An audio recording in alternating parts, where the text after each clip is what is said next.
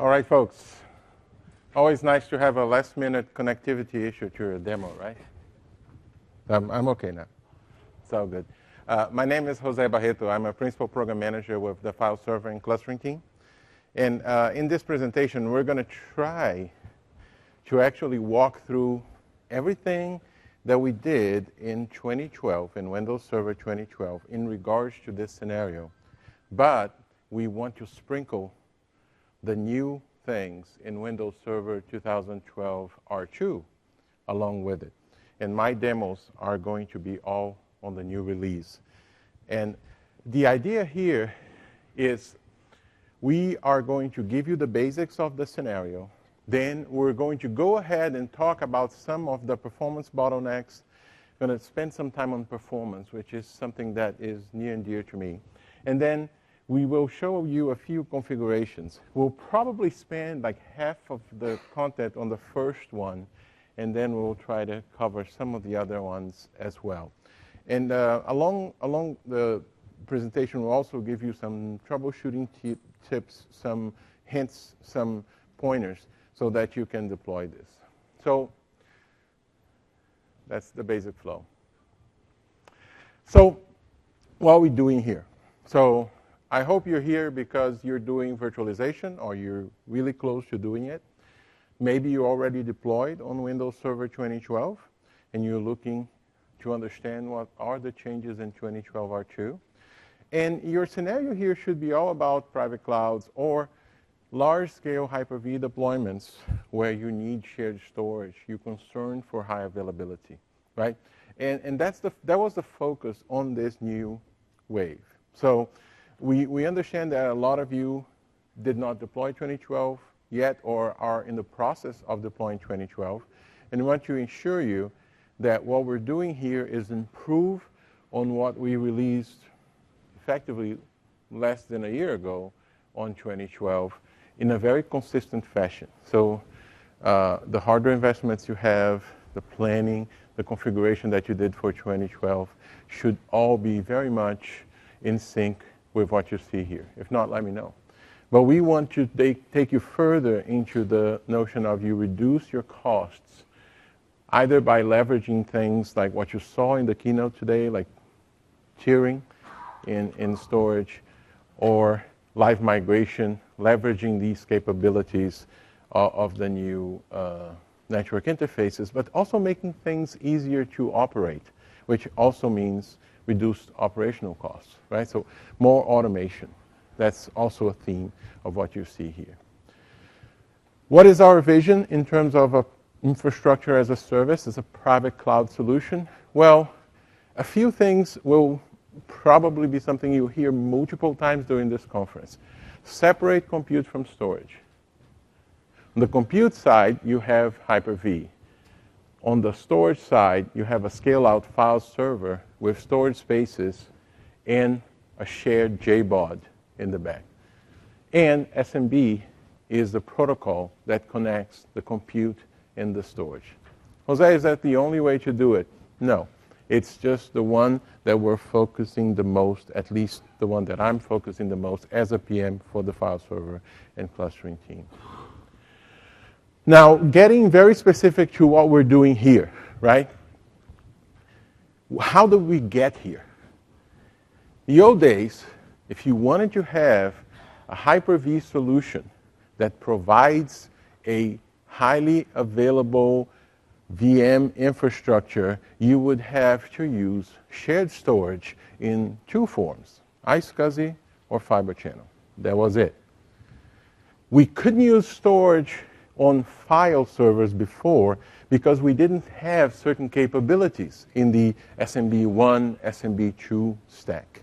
So what we did in 2012 is we very purposely went there and we said, okay, what are the things that you get from block storage that you cannot get from file storage that prevents you from deploying in this environment, that prevents the Hyper-V team from saying, this is great. So we went there and we listed those things and we purposely addressed most of these things right off the bat in 2012, and we are continuing to address and improve things in 2012 R2. We believe in 2012. This is the list that comes from 2012, right? This is a great option, a third option that is really a great option. We didn't want to settle for something, oh, we're a little, worse, but that's okay. No, we want to stand proud and say file storage is a first-class solution. How did we get there? We got there by providing things like continuous availability. So you can lose a node in the file server just as you can lose a node, a storage controller in your storage array. We can do scale out. We can effectively have multiple nodes in a cluster, and these multiple nodes in the cluster are all capable of doing work. And in this R2 release, we did that one better, and I'll tell you about that. SMB Direct, which is the ability to leverage RDMA and do very fast, very efficient I/O that feels like local. Multi-channel, which in the block world is the equivalent of MPIO, having multiple paths between your compute and your storage, and being able not only to fail over between these paths, but effectively leverage both when they are both up. So if you have two 10 gigs, you get 20 gigs of throughput. Then encryption, backup solutions with VSS, PowerShell and VMM support. And in that area, specifically in VMM support, you will see a huge set of improvements in R2 because we deliver the basic scenario in VMM 2012, but we are doing even more in 2012, in VMM 2012 R2. And I'm going to show you a little bit of that. Let's talk a little bit about transparent failover. If someone already saw that before, bear with me. I'll try to quickly give you the introduction to these topics so we can move to the stuff that's new. But I didn't want to just talk about what's new here. I wanted to paint the full picture for someone that's coming fresh to this content, okay? So first of all, transparent failover. What is it? You have a two-node file server cluster. Your client connects to one of them, and then you start doing I/O with that node. But for some reason, that node went away. Maybe it was a memory failure. Maybe you patched the node and it needs to reboot. Something happened to that node. What happens is, with transparent failover, that node goes away, the connections from the compute node to those are lost, but we have a way to reestablish the connections without any loss of context to a surviving node of the cluster, okay? And you can do that, and it will take at most a few seconds to reconnect. Important piece is not the fact that we reconnect, although that is key. The important fact is Hyper-V will never know what happened. Okay? So Hyper-V continues to work. What a VM sees is a little pause in I/O, and then it continues. Never an error. So that is the promise of transparent failover. Okay? Scale out. Scale out's an important feature because in the past, we had this notion that one node of the file server was handling the workload, the other one was waiting for something bad to happen, which is, I guess, fine because it delivers the solution that you fail over when it's needed. But we thought it would be great if we had both nodes active at the same time. Or maybe to distribute load, you have not only 2, but 3 or 4 nodes. And then if each one of your nodes has 2 10-gig NICs, that means they each can deliver 20 gigs of throughput. Together, 2 nodes deliver 40. 4 nodes deliver 80 gigs of throughput, right? And we proved that we scale up to 8 nodes. Of course, in order to scale, you have to have storage that works well, right? You can't just deliver 20 gigs of throughput if you're backed by a USB stick, right? That doesn't work. But if you have the right storage, and tiering is key to that, right? This gets better with tiering. Why? Because with tiering, with the automatic tracking of what's hot, what's cold, the hot data goes to the SSD layer, which has a better chance of delivering on that throughput, on those IOPS, right? So scale out has a number of tricks, including the check disk with zero downtime, which I love, which is the ability that you can actually do a check disk with the system running. Because now check disk in 2012 takes just a few seconds, right? So what it does, it takes the CSV quickly takes it offline effectively, does the patching, and then brings it back online, but you never see anything because it's so fast. And if it's too much to do in one pass, it does the first one, then it goes back, lets everyone work, and then does it again, right? So a number of these tricks. And one thing that is not even on this slide, which is caching. How many of you know of CSV caching? Okay, if you didn't learn anything from this talk and you're deploying this thing already, remember CSV caching. Go take a look. It is crazily important. It will give you much more performance for your read workloads. And it can be dramatic for workloads like VDI. Okay? Now, our first new feature in 2012 R2, automatic scale-out rebalancing. This is a great feature because in 2012, we delivered something to you and you said, okay, so the way it works is like this. If you have 100 clients and you're coming to my 4-node file server cluster, we'll do round robin and we'll spread this across the cluster.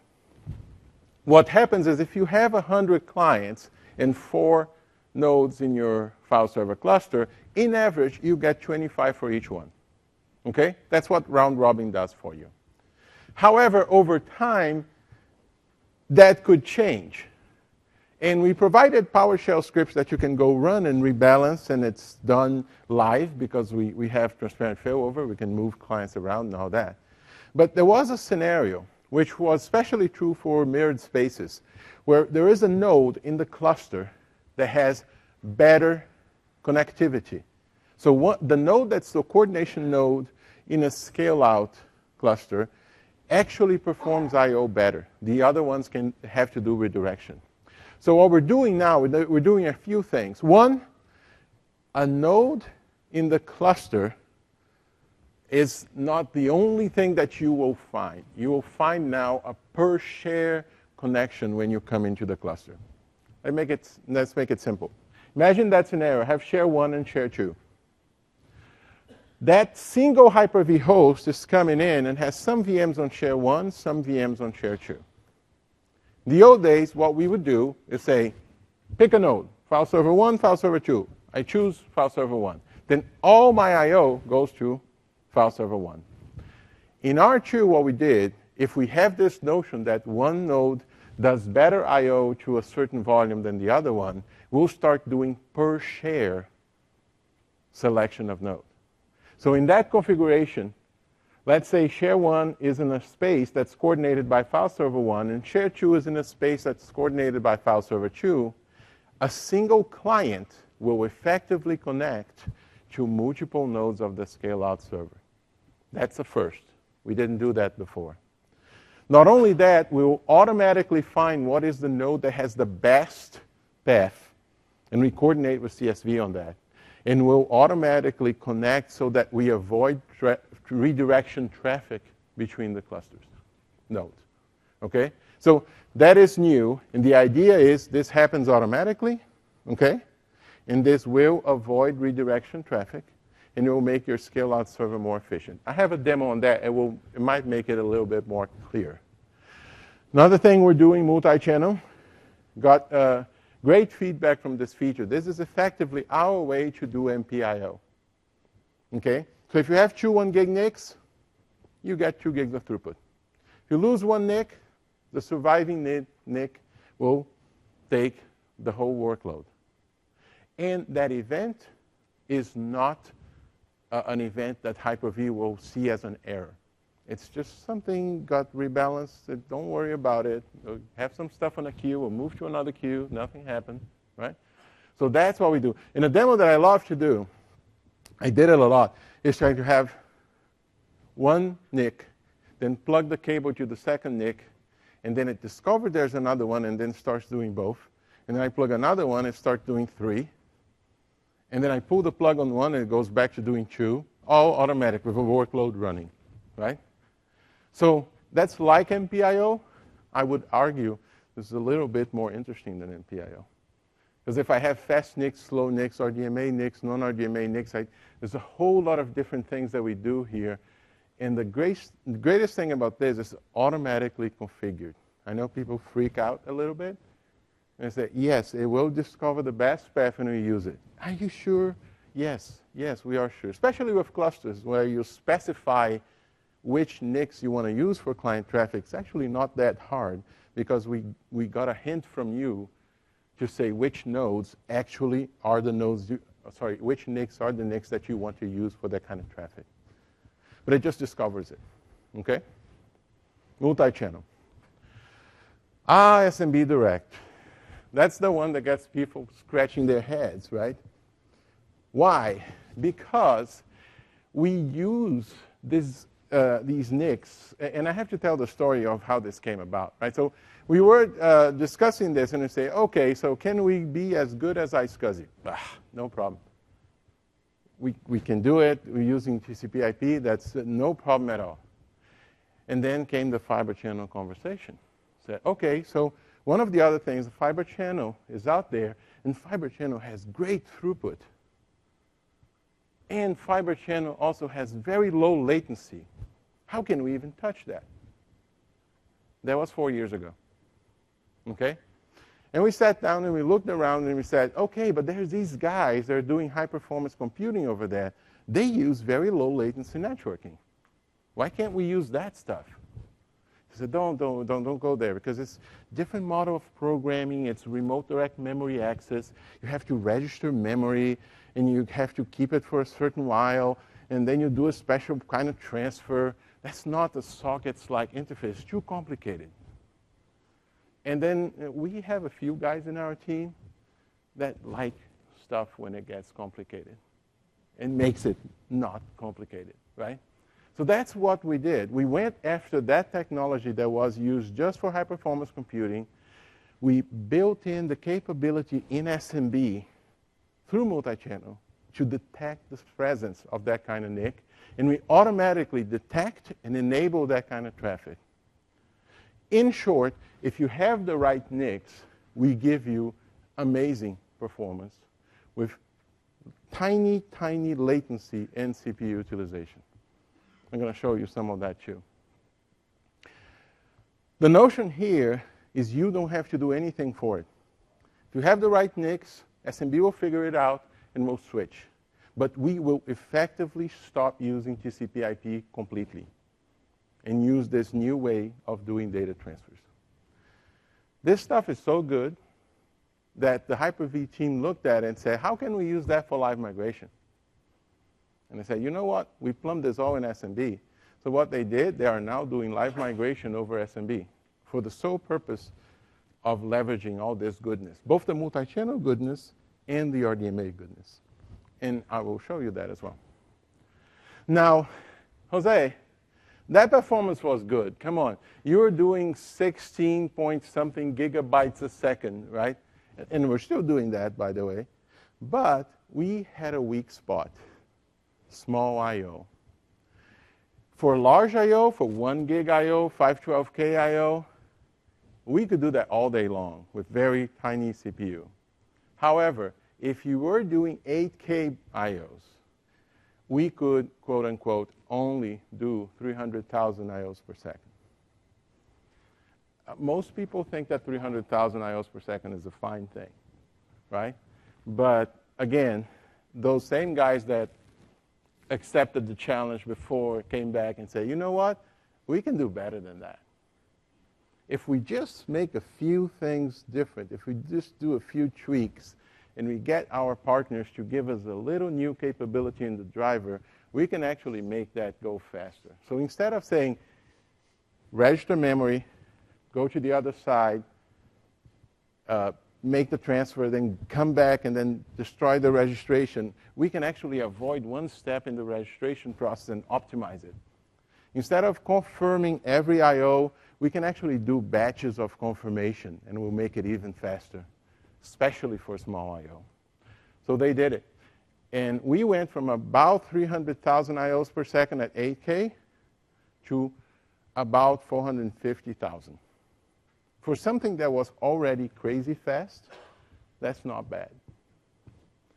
This is so fast that if you're using just 10 gigabit NICs, you can't tell the difference, because we can already saturate 10 gig NICs, even at 8K in 2012.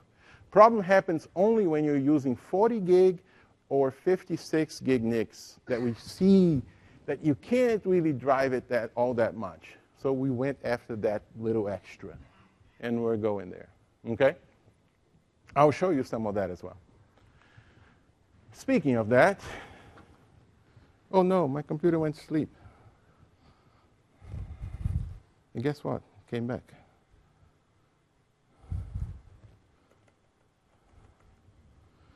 Okay, let's flip over here. Let's see if my connections are all there. Yes, they are. Good. All right, let's start over here. First, I want to start a little workload here. And I'm going to bring up this performance monitor. This is a first. So you saw me starting the workload hitting 6 different shares. These 6 different shares, they are in 2 different nodes of a cluster. And I'm hitting both nodes at the same time.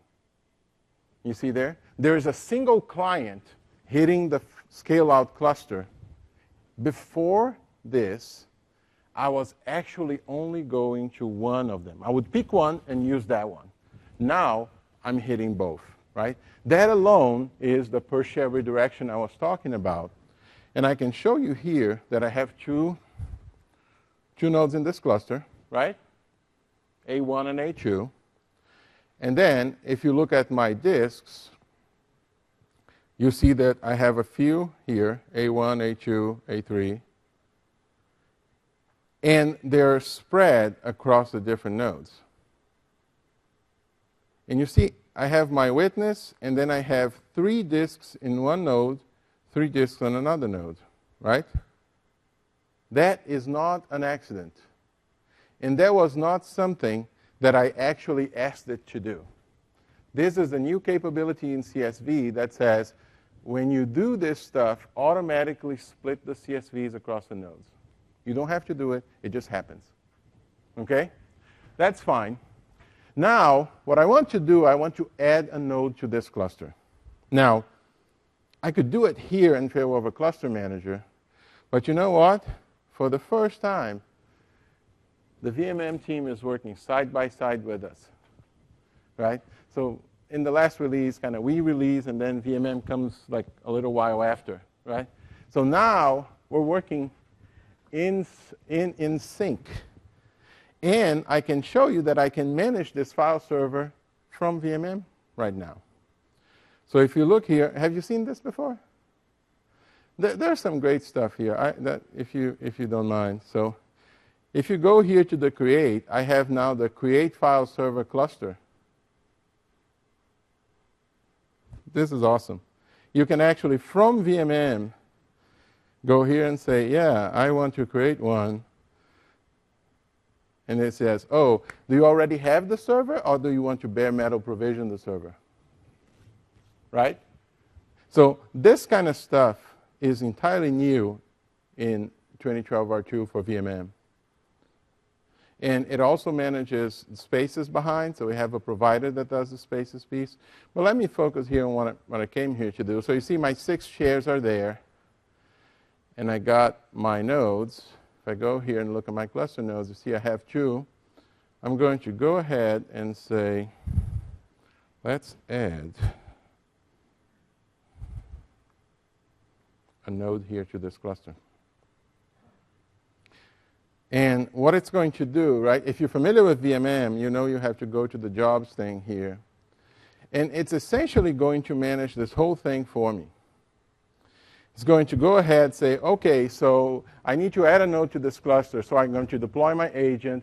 I'm going to make sure that I have the right roles installed, that the failover clustering feature is there, and then I'm going to add this node to the cluster. And now I can do this whole thing from VMM. How about that? Okay? So that is a new capability. All right. But that's going to take a little while.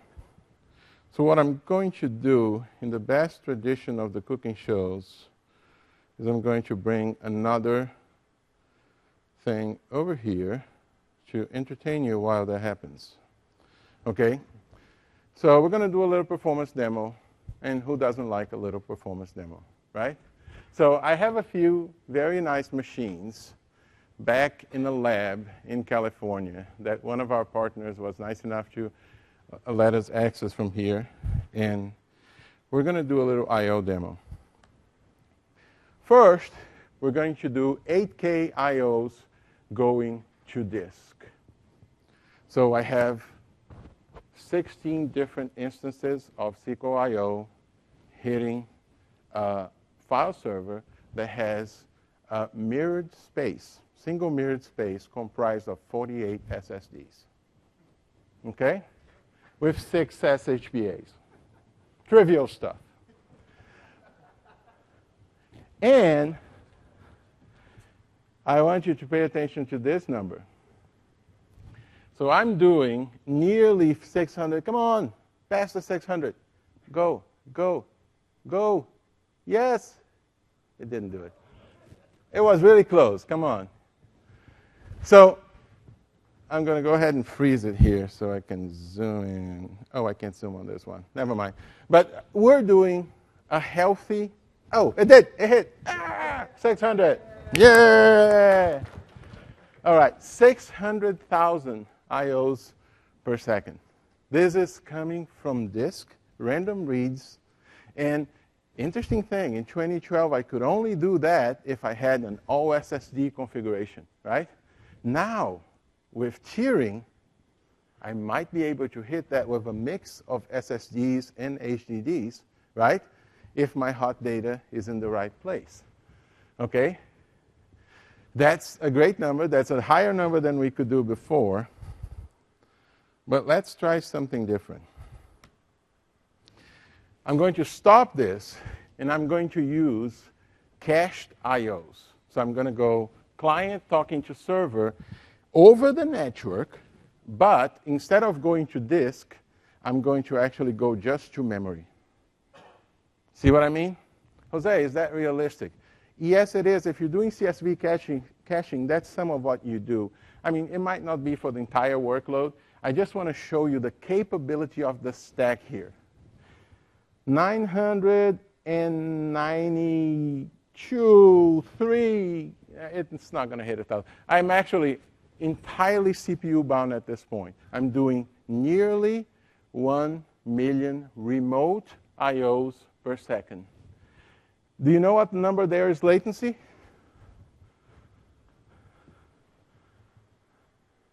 It's this. We are doing 1 million I/Os at 8K, and my latency is so small that Perfmon tells me it's 0. It's actually not 0. It's less than 1 millisecond. It's about 200 microseconds, I believe. I did? Yeah, I hit 1 million for a second there. Did you see it? Yeah. All right. That was the goal. It doesn't always, you know. I'm doing 16 different processes there, so they kind of have to hit just right. But you see, that's the kind of stuff that we couldn't do before because we weren't optimizing for those small I/Os, right? And now, I mean, 1 million is like a mythical number, right? It doesn't mean anything. Most people tell me that their workloads need 100, 200,000 I/Os per second. That's about it. In fact, someone told me once that if I could do more than 700,000 IOPS, I would be in the same league with the highest, you know, the biggest arrays out there. So 1 million is just a number. But what we're doing here, we're actually investing in this stack to make it extremely efficient. And I'll say it up front. Do we actually need to use RDMA for Hyper-V over SMB to work? No, you don't. You can do it with 1 gig NICs. That's fine. We can only hit the high numbers with these. And I have one more number to show, which is this one. The number is the throughput number. We used to hit this throughput number. This throughput number means I have 3 high-speed NICs. I have 3 56 gig NICs, Mellanox Connect X3 NICs in this system, right?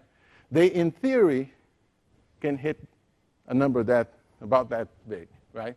And that's about what we're hitting. So we're nearly line rate. I used to be capable of doing that with 512 KIO, later 128 KIO. We're doing it now with 32K IOs, coming from disk. So this is not cache. This is a storage space mirrored with those SSDs, traveling over the network to the other side and doing 16.5 gigabytes a second. For perspective, 16.5 gigabytes a second is 15 10 gig NICs, right? It's 28 gig fiber channel NICs, okay? Look at the latency. At 32K, 1 millisecond, okay? So that's what we're talking about. Let me stop this guy. And I'm not going to wait. I'm going to switch back. So that's the end result. We got our 3rd node in the cluster. And what happened is automatically CSV rebalanced the cluster, right? Put 2 CSVs on each node. And the SMB client said, oh, the CSVs moved. I'd better move with it. So now, because I have 6 different shares, they spread across the cluster, and my single client is now hitting all 3 nodes. And bonus points here, I can go ahead and go back. And to kind of demonstrate my transparent failover, which in a sense I already did, but I can go ahead and say, I want to remove this from the cluster now. I'm that fickle, right? So what we're going to do is we're going to let VMM remove that node from the cluster. And what will happen is I have a client talking to 3 nodes. One of the nodes is going to be evicted from the cluster. I'm going to be remaining 2 nodes. We'll have 2 nodes remaining in the cluster. That is a non-event in terms of the workload. The workload moves around, the CSVs move, and the workload just stays there, okay? It's just a regular operation in your data center. That's the kind of power that transparent failover can give you, right? You don't care. As long as there's 1 node remaining, I'm fine. I'll keep going. There it goes. It just rebalanced. You see it? On the way out is a little faster because it's just, as soon as you plug it, it has to rebalance. But that's it. Okay? Cool. Let's come back to slides.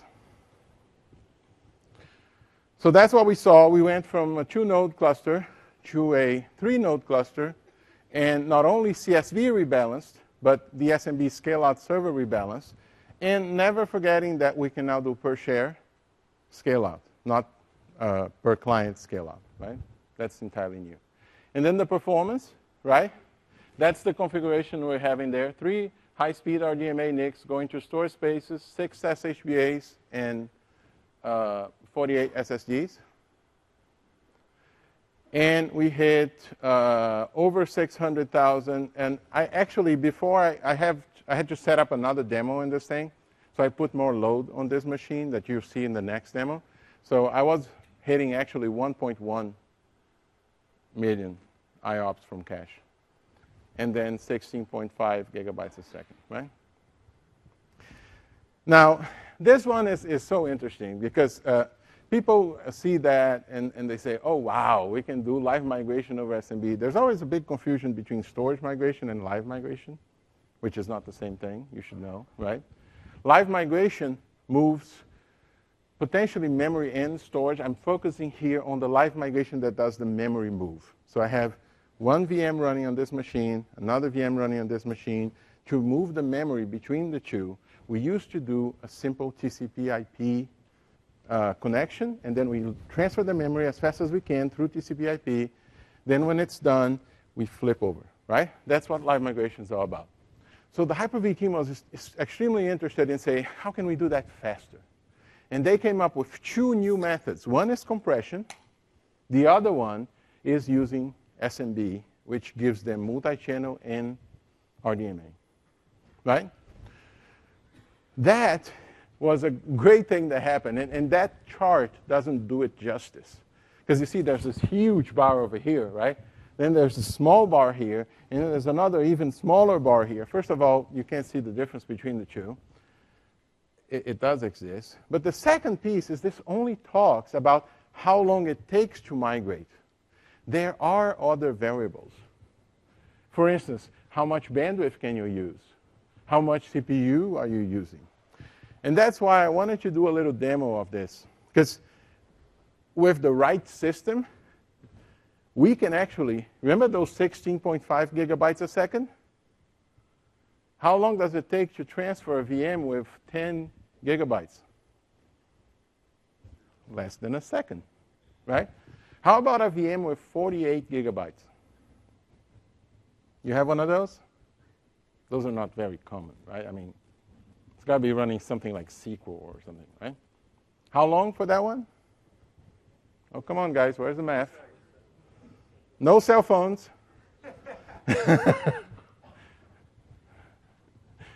Okay, so that's the idea. You set it up there, and you first of all, you can use our RDMA work. Second, you can do multiple NICs at the same time, so you can aggregate. So today, live migration in the traditional methods doesn't aggregate NICs, right? The other thing that we're delivering on is something called SMB bandwidth limits or bandwidth management. This is the idea that now we have a lot of folks enjoying the benefits of SMB, right? So we have traditional provisioning of VMs, we have live migration, we have Hyper-V of SMB, we have cluster communication that uses SMB. This is all different types of SMB traffic. We felt the need in this release to actually give you a way, first of all, to observe the three different types that we defined, right? So we now have the default, virtual machine, and live migration. So that's three different categories. And you can actually set a limit and say, okay, for live migration, I don't want to use more than 1 gigabyte a second, right? And this is optional. In fact, initially, we were very worried that if you had a lot of, because it's memory to memory, right? There's nothing holding you back, really. So it could saturate the pipe, and you could do it. Our recent experimentation shows that I mean, we tried really hard to starve the VMs, and it doesn't happen. There's some fair sharing already happening naturally. And typically, live migration over RDMA is so fast that it's a short event. So it doesn't matter as much. But if you're concerned, we have the ability to do bandwidth management. I can't hear, sorry. We did it. Question is, can we do it by percentage? No, it's a fixed number. It's set SMB bandwidth limit dash category blah dash bytes per second blah. Right? Okay, let's flip over here, and I want to do the demo. I like this demo because it gives you a little insight on the migration. Let's try to do this. I'm using that same machine, and I'm going to drive here a different set of perf counters. All right, let's take a look at this.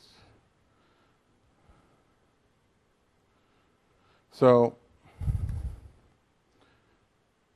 I'm going to do a series of migrations using the different methods. First up is TCP/IP, right?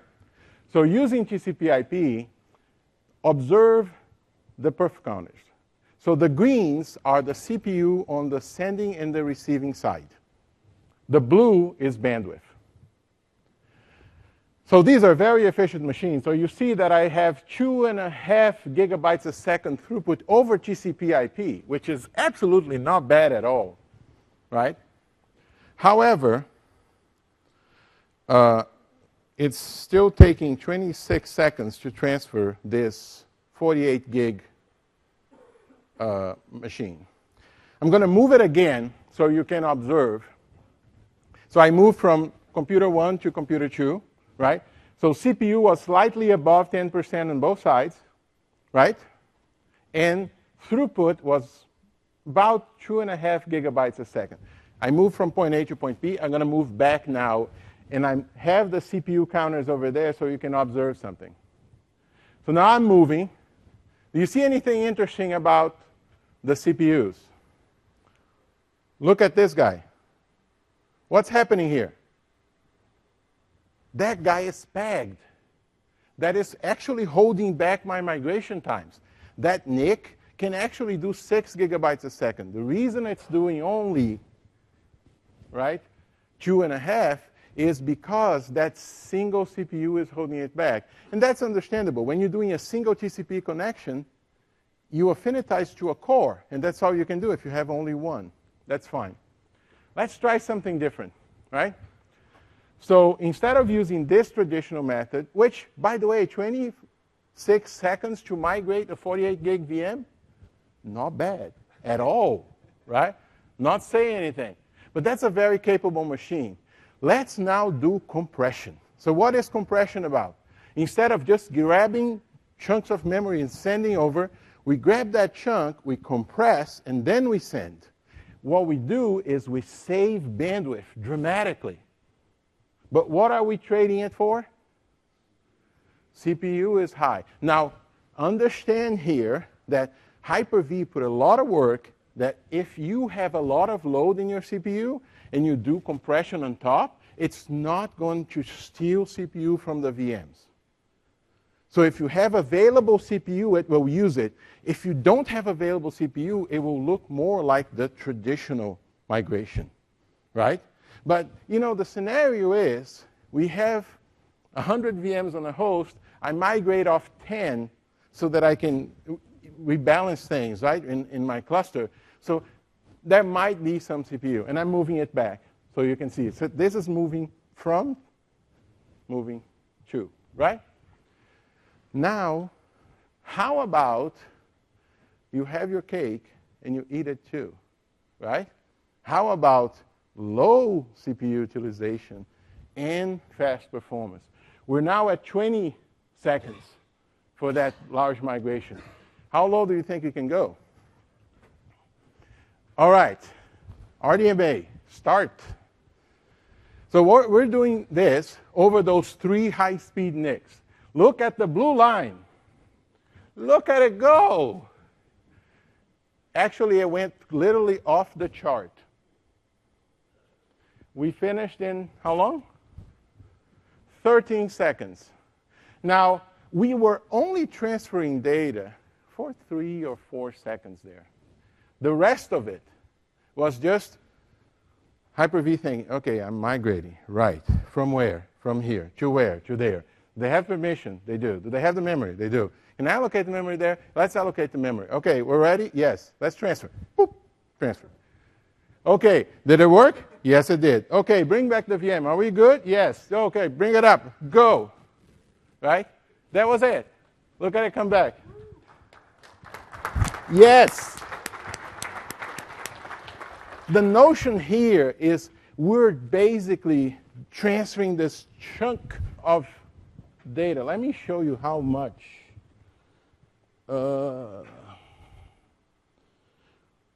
Can you see this here? It's 1.87. It goes into scientific notation because the number is too big. It's 18.7 gigabytes a second. There's nothing holding us back, right? It's just memory talking to memory. In fact, I'll give you a data point that made me chuckle. The Hyper-V team actually tried with 4 NICs talking to 4 NICs. It didn't go any further up. Guess why? Well, it turns out that DDR3 memory has a limit.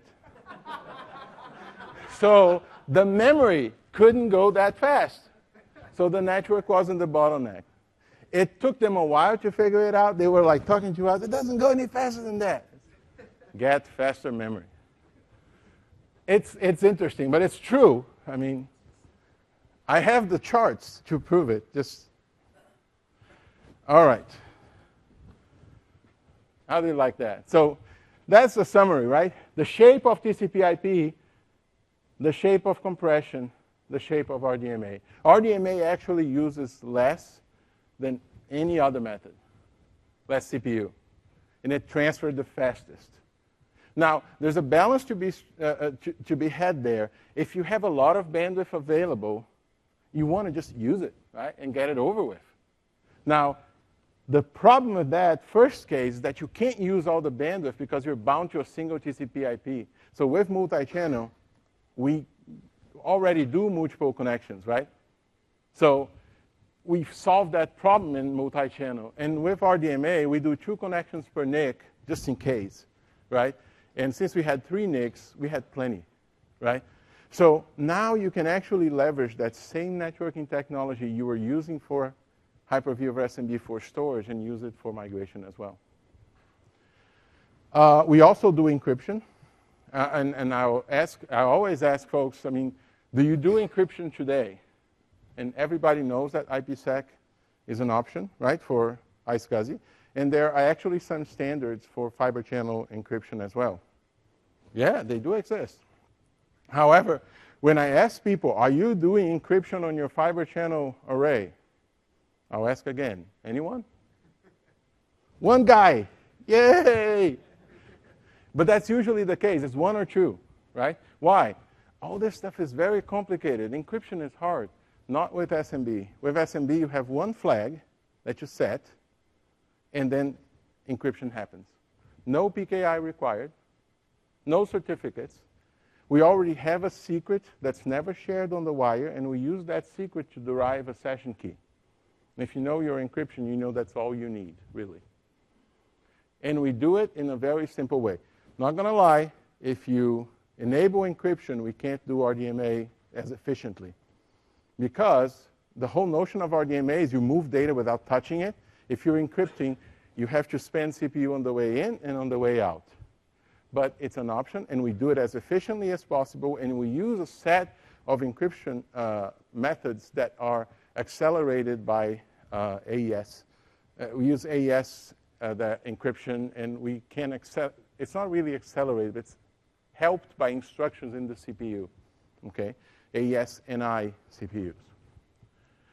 We also have a solution for backup called VSS for SMB file shares, which is essentially a way to have backups in the same VSS infrastructure that we did for block, but with file. So again, the notion that we want to have absolute parity, every capability exists in both block and file. A couple of things we did. First of all, we're doing multiple instances now. So I mentioned that SMB is also used between CSV cluster nodes for internode communication. We did some interesting work for resiliency, really, to separate the 2 traffics. So the clients coming into your service get their own default instance, but the internode communication between CSV nodes now has a separate set of queues and locks and everything, so they're independent. So one traffic doesn't interfere with the other, okay? Another thing we did was diagnosability. We heard loud and clear from folks that our events were not good enough. Case in point, access denied. You go to the log, and you see access denied. Go figure it out, right? That was the experience in 2012. That wasn't good enough.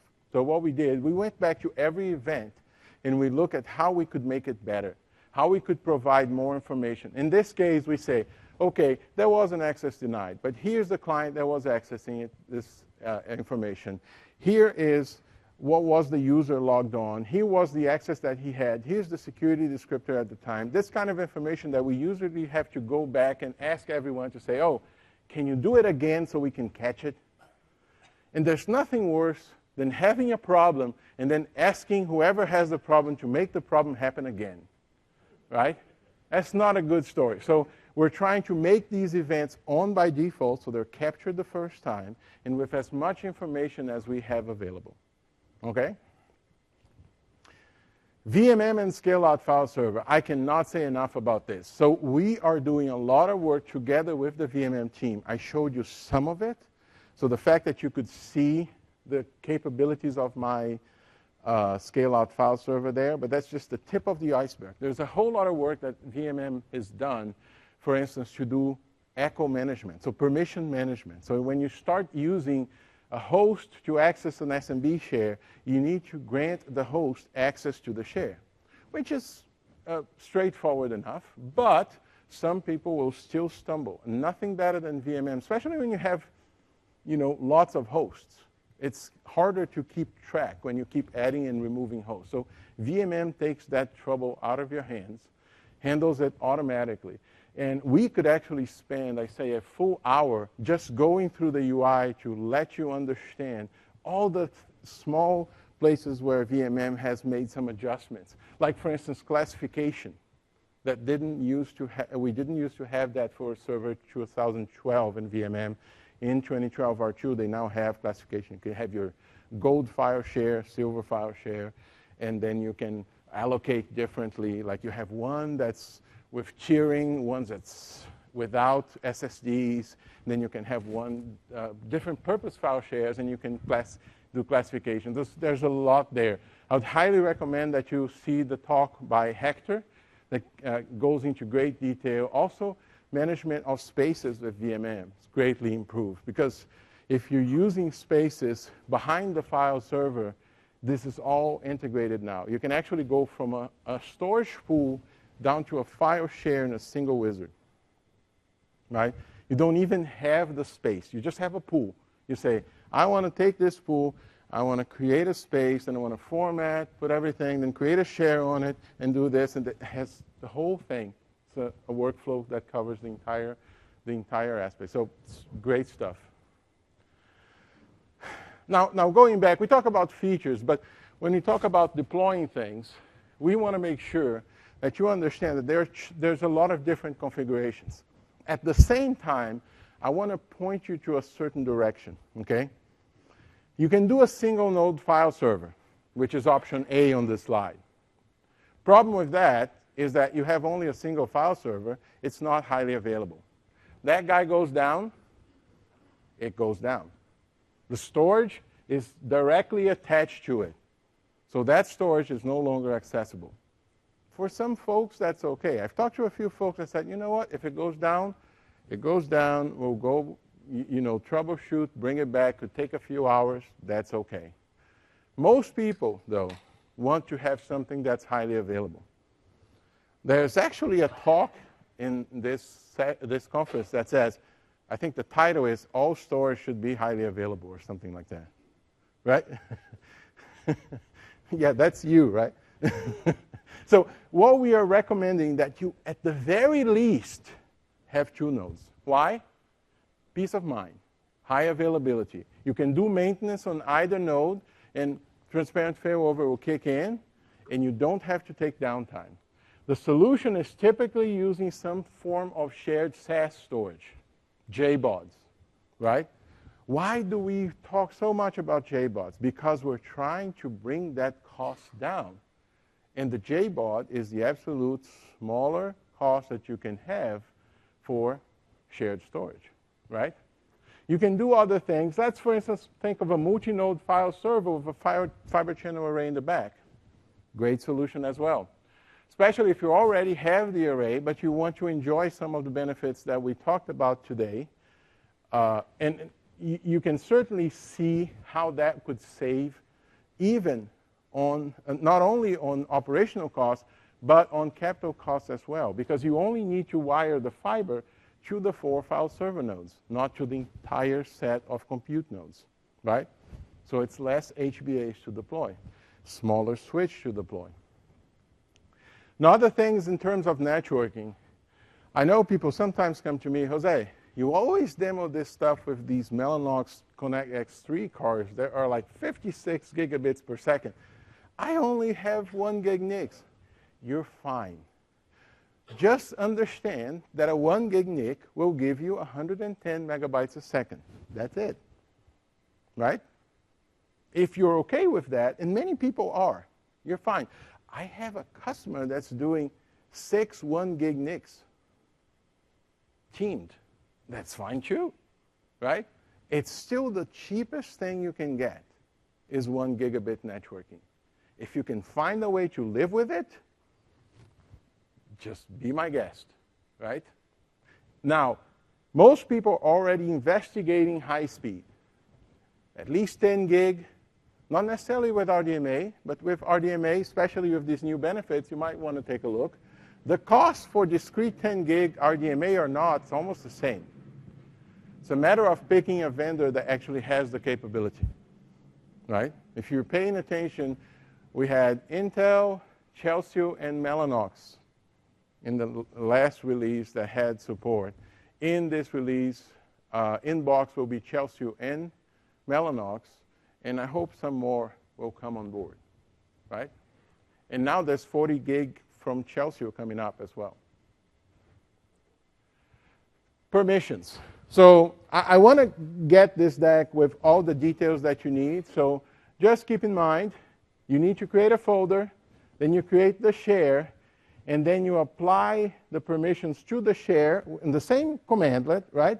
And we have a way to copy the permissions. We have some of a kludgy way to do it in 2012 with a get property that then pipe to set echo. We actually created a proper commandlet in this release. So there's set SMB path echo is a commandlet that essentially gets the echo from the share, puts it in the folder. That's it. Okay, so simplifies things a bit. In the GUI, all you need to do is put a UNC path wherever you put a drive letter. So / / file server name instead of drive letter : /. That's as simple as it is. Of course, in PowerShell, it's just as simple. So new VHD, new VM. There's really nothing new there. There is one thing. Have you heard about shared VHDX files? I have a session on that coming up. Don't miss it. A new scenario that for guest clustering using shared VHDX files. You can almost imagine what that would be. Few important notes. You have to use SMB version 3.0. Okay, you will find that in Windows Server 2012 and in 2012 R2. Also in a couple of third-party implementations that are coming up. EMC has one. NetApp has one as a release candidate. More might come. Okay? Technically, this R2 release is still SMB 3.0. It's actually 3.02, if you must know. But it's 3.0. We'll call it 3.0 still. You do need Active Directory because of the way we handle permissions. You can manage with VMM 2012 SP1 or 2012 R2, but 2012 R2 is so much better, okay? Loopback configurations, remote management. We actually have a few new commandlets for delegation that I didn't include here. We'll talk about it. Yes?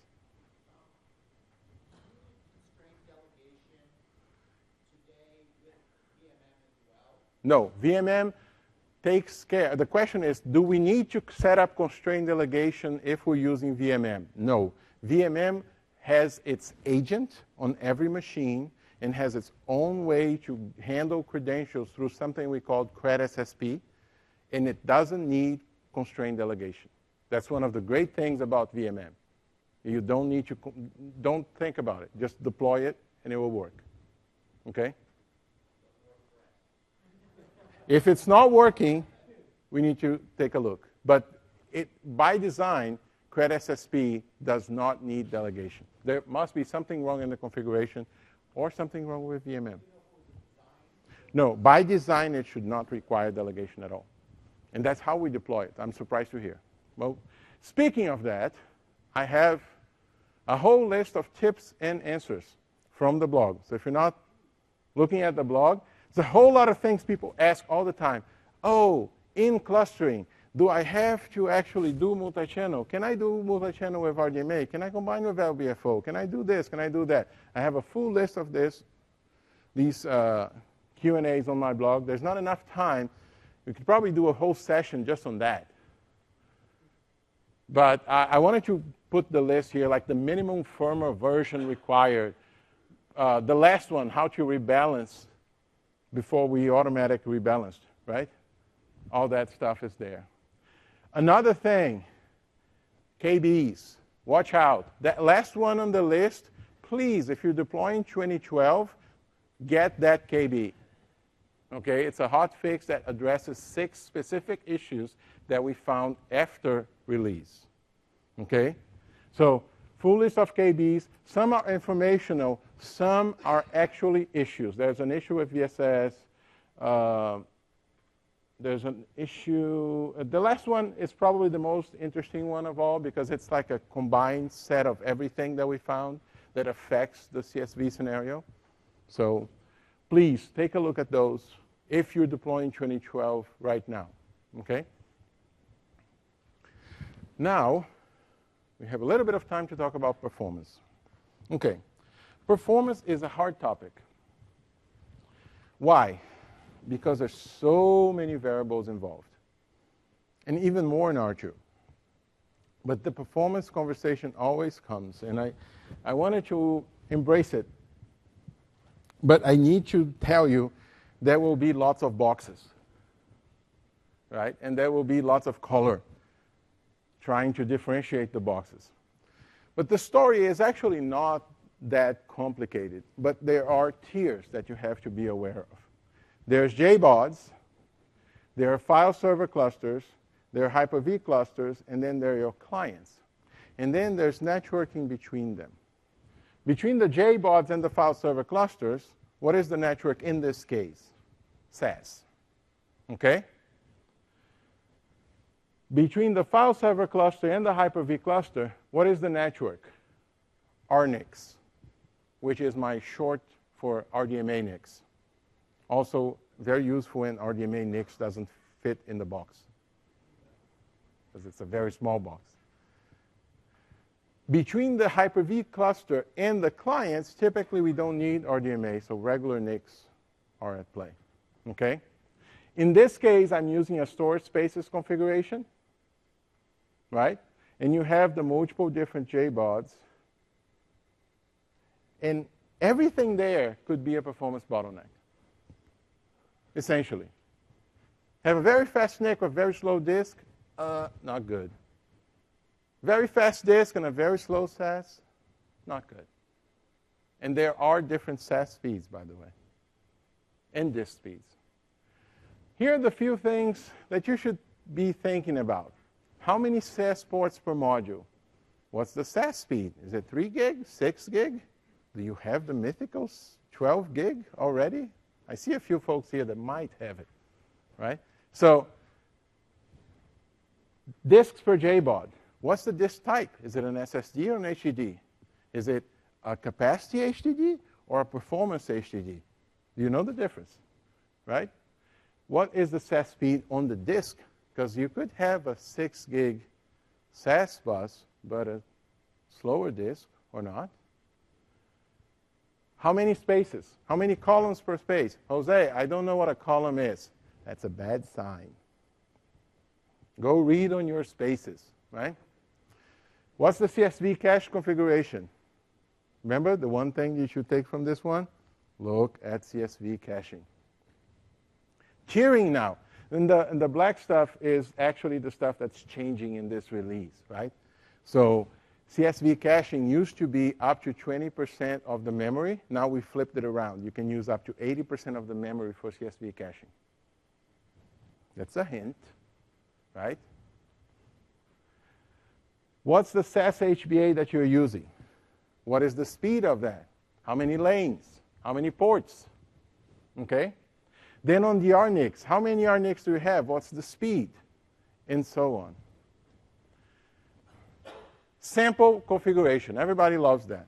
It's a bit outdated since we introduced tiering yesterday, right? So first of all, you have 500 VDI VMs with 2 gigs of RAM, each one virtual processor, 50 gigs of disk per VM, 30 IOPS per VM. Jose, where did you come up with those numbers? I made them up. No, actually, I observed some of the studies, and I put together a list. Jose, my VMs are typically 1 gig of RAM. Doesn't matter. It's just an example, okay? My VMs do 27.5 IOPS. Great, right? Just plug your number in, do the math. Then, what are you building this with? I'm using 900 gigs HDDs at 10K RPM, which give me about 140 IOPS. Jose, I never get 140 IOPS out of my 10K 900 gig. Put whatever number you're getting. Measure it yourself. Maybe there's caching in the disk I use. Who knows, right? Just measure it and do the math. I have 60 disks per JBOD or 24. Those are the common numbers that I've seen around, right? My Hyper-V host has 16 cores, 128 gigs of RAM. You know what's going to say next, right? My Hyper-V host has more RAM, less RAM. Just plug your numbers, right? Then we do the math. In terms of IOPS, we need 30 IOPS times 500 VMs divided by 140 IOPS per disk. So I need 107 disks based on IOPS. Based on capacity, 50 gigs per VM times 2 because it's mirrored, times 500 the number of VMs divided by 900, which is the capacity of the hard drive. Jose, I never get 900 gigs out of my 900 gig hard drive. I know. Isn't that sad? Just plug in your number. Okay? I'm just saying because people ask this stuff. So you need 56 disks based on capacity. So what do you go with, 107 or 56? Obviously 120. You give yourself some room and you have 260 disk JBODs, right? So it's not a bad thing. So round up to 120 disks, 2 JBODs, 60 disks each with some spare space. You already have spare space because you only needed 56. Now imagine what tiering does to that equation, right? That's the fun piece. Because you now have a twist on that. But let's not think about that right now. So I have the Hyper-V host, 2 gigabytes per VM and 128 gigs. How many VMs per host? Don't say 64. That's not the right answer. The OS needs some room, right? I say 50, just, rounding up. And then I have 50 VMs with 1 virtual proc divided by 16 cores. It's 3-to-1 ratio. What is the limit? Actually, there is no limit. You kind of pick up your own ratio, right? We used to have a ratio that was recommended. The ratio is start stuffing VMs on the host. When your customer starts calling, then back off. That's about the right equation, right? 3-to-1 is fine, though. Networking, 500 VMs, 30 IOPS, 64K IOs. I'm kind of going with the high number, just to be on the safe side. So 937 megabytes per second required. I'm going with single 10 gig would give me more than that, but I always want to have at least 2 NICs, right, for fault tolerance. So we have plenty there. And same thing for the file server. 500 times 25, I need 12,500 IOPS. Do you think the file server can handle that? I hope that my demonstration might have, cleared that up. Typically, a 2-socket Romley machine can do a little dance around a few 100,000 IOPS. No problem, right? If your storage subsystem can keep up, it's not going to be the CPU, okay? RAM, 64 gig for the file server. These days, if it's clustered, I'm saying 128 and some caching, maybe, right? Just to give you room.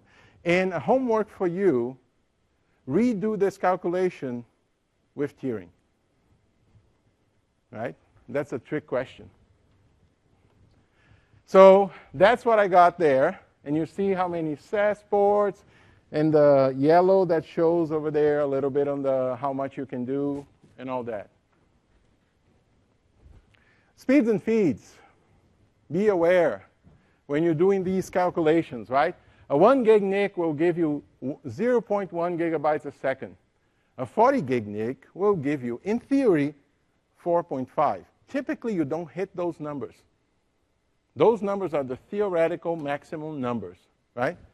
Somewhere in there, there's the DDR3 memory, 18.3 gigabytes a second. You see there? So that was the number we hit. There's also some other stuff, just so you can, so you get a very fast card and you plug it on a PCIe Gen 2 by 4 slot, it will give you 1.7 gigabytes a second, never more. Doesn't matter how good the card is. If the bus is not operating, you're not going to do it. Those cards I was using were sitting on PCIe Gen 3 by 8. So they each give me 6.7. Do the math, times 3. That's about what we were getting. Okay? Sample configurations. I'm closing. I have just a few minutes left. And if you want to ask questions after, I'm fine. I can stay for a little longer. I want to show you 3 different complete setups from people that actually deployed this stuff. One is the guys from HOL Systems. I'm not sure anyone in the house from HOL Systems. They probably know enough about this stuff already. So what's happening there is that they have a whole lot of Hyper-V hosts, 50 in total. And they used to do a lot of stuff with fiber channel. And they have a lot of those arrays. They run the labs for these events, like a massive number of virtual machines and all that. They, some statistics about what they did, this specific configuration that I was talking to them about. One of the interesting things here is that they created a few file server clusters and front-ended the fiber channel with that configuration, which I thought it was an interesting thing that they did. And they saw a lot of benefit. They're especially impressed with the CSV caching, right? Keep in mind there that they were doing 10 gigabit Ethernet. They were not even using RDMA. Another one, it's kind of a fancy one. There's some guys on MSIT that says, okay, let me devise a great system, right? And they want to host, I think their goal was somewhere in their number of VMs. Oh, 1,000 VMs, the last line, right? So 1,000 VMs per stamp. They call this thing a stamp. They mean to have multiple of those. Go figure, right? And what they are doing there, they're devising, they put an EMC VMAX in the back, wired to 4 file servers, right? And then they do the whole dance with having enough fiber channel to go down, right? And then they go up with 10 gig, right? They were doing Broadcom, so no RDMA there, and doing a whole lot of details. And they have huge VMs as well. So these guys are deploying right now. It was a fun little deployment that they were doing. The other one is there's a case study on this one, which is NTTX. NTTX, actually, these are 2 distinct examples. But these guys, they went with the whole storage spaces, JBOD solution, with Hyper-V over SMB, scale out, and all that. And I can see that the contrast there on the NICs is not quite good. But those are switches, the ones you can't read what's in, right? But anyway, they have a whole lot of different Dell servers on one end, and then multiple file servers down there. Question that I commonly get is, Jose, why not 4 nodes on the file server cluster or 6 nodes on the file server cluster? Why do they have all these different clusters for compute, some with blades, some without blades? That's called life, right? Life happens to you when you're trying to make plans, right? So they had some, they bought some more, then they bought some more, and they expanded, and then they had a cluster, and they built another one. There wasn't enough SAS ports in the back of the machine to wire 4 nodes to all the JBODs. They had 8 JBODs. That's quite a lot, right? So those are not theoretical examples. This is something that happened, and they did the best with the hardware they get. I'm not sure if you see, but the configuration on the left actually is entirely based on 1 gigabit networking. And they're fine with it. Now, the new one, they're doing it over 10 gig with a single switch.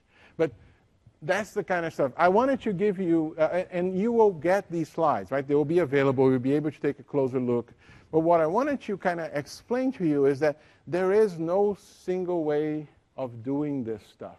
But what we're striving to do here is giving you, in the scale-out file server, something that works well, that adapts to the different networking configurations that you have, that supports any kind of backend storage that you throw at it, as long as it's shared, right? And that, for the most part, tries to figure itself out so that you don't have to do any hard work to set it up. That's one of the principles we're doing. Combining this with VMM, right, to give you some great insight. So that's what I was trying to get you, and I think I just barely made it. And the idea here is to give you the scenario. I know you have questions. You can interact with me through the blog, which has a mail option that you can send mail to me if you want, or through Twitter at Jose Barreto. We have a whole lot of other sessions. I highly recommend the first one over there, not because I'm talking, but because it relates to this scenario. It's the shared VHDX that I talk about. There's a few hands-on labs also on this stuff. And I also would recommend you take a look at my blog. Shorthand is smb3.info. That's the URL, right? Easy to remember. And let us know what you think. Try this out. We have a lot of interesting things going on, different configurations, different customers enjoying these benefits. Number one thing that I'll leave you out with is this is not really about cost of acquisition only. I think one of the main things that we talk about here is the cost of operations. And people don't really, come on, oh, I don't have my scan tag. You go find it. I thought I did. So just go take a look at the different things that will be optimized by multi-channel, by SMB direct, by scale out, especially now with automatic balancing, by VMM. Just think about it. There's a lot of thought that we put into it. Deploy the pilot, deploy a test configuration, let us know what you think. Okay? I'm out of time, but I'm glad to take questions in person over here. Thank you.